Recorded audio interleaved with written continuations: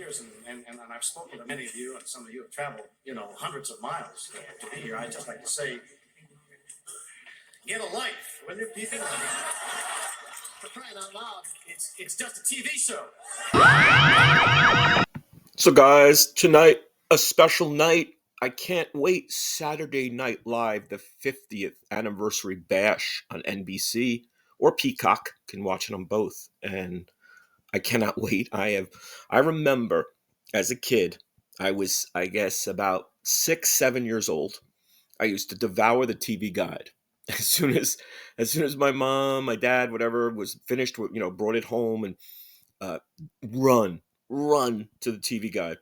And so that week, I guess, before Saturday Night Live aired the first episode, I went to it again. Maybe I was 7, 6, 7, whatever, and I read in the TV guide it said a new variety show, a new comedy music variety show is coming, Saturday Night Live, and I was like, whoa! And I just looked at it, and it didn't mean much to me as such a small kid, I guess, in one way, but there was something about it. It was like Saturday Night Live.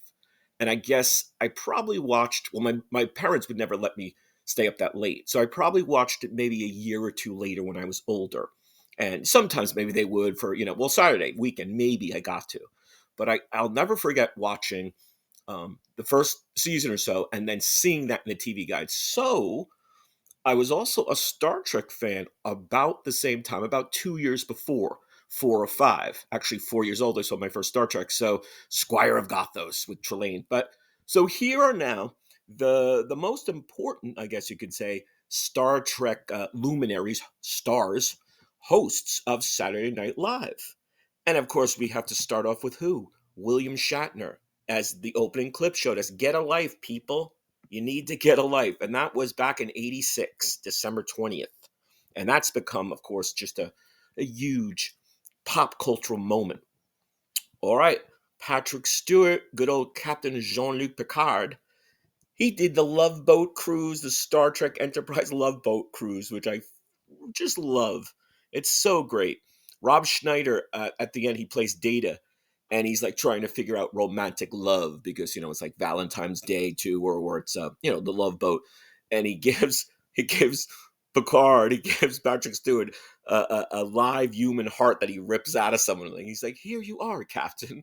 And then Patrick Stewart's like, what did you do, Mr. Data? That's the best. I love that.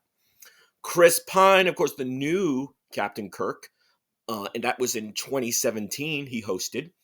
And I know it was a great sketch because they brought in Zachary Quinto. They brought on Leonard Nimoy as like cameos in the sketch. And Bobby Moynihan, one of my favorite, the chubby dude of past seasons, and he does a Spocko. He does sort of Spocko character, which was fun. Leonard Nimoy cameoed in that. Then Chris Hemsworth, of course, we all know, right, is George Kirk, is Captain Kirk's dad, who played George Kirk, his dad, in 2009. So he hosted in 2015.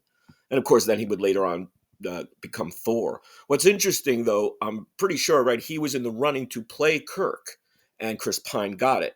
So if he had gotten it, I guess he probably wouldn't have played Thor. It's arguable, right? So there you go. So we got Thor now, and we got Captain Kirk's dad from Chris Hemsworth. Benedict Cumberbatch, of course, who played Khan, not the original, of course. That was Ricardo Montalban, and he hosted Saturday Night Live twice, in 2016 and then in 2022. So he's a two-timer.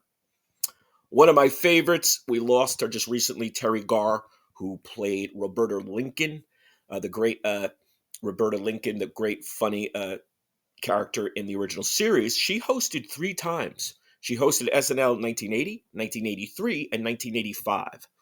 And she's probably best known, of course, for Tootsie and so many great Mr. Mom, so many great movies. But she's also best known as David Letterman's kind of pal. She went on dozens of times, because if she went on Johnny Carson 40, I'm sure she went on Letterman as much or more.